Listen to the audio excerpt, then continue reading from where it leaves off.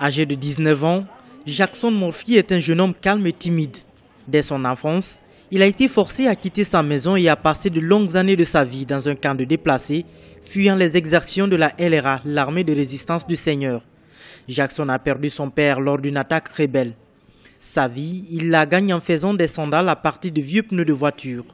Un travail pas très rentable, mais qui lui permet quand même d'occuper son temps.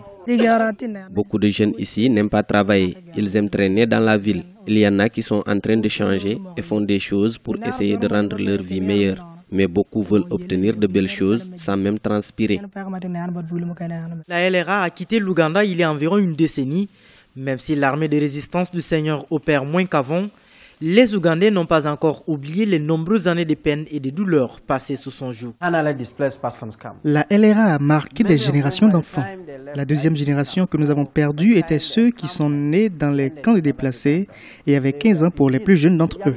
Cette génération n'a rien pu apprendre en termes de production, de vie sociale ou de culture.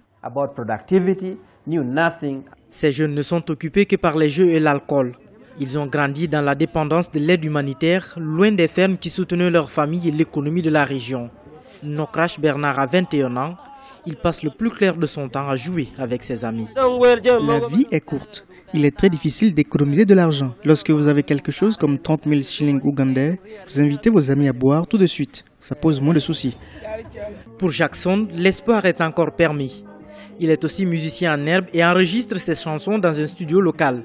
Sa musique exhorte les jeunes à s'aimer les uns les autres et encourage surtout le travail. Je rêve de voir les jeunes se mobiliser, s'éduquer et avoir des compétences. Il faut également sensibiliser sur les maladies sexuellement transmissibles, parce que les jeunes mènent une vie vraiment risquée.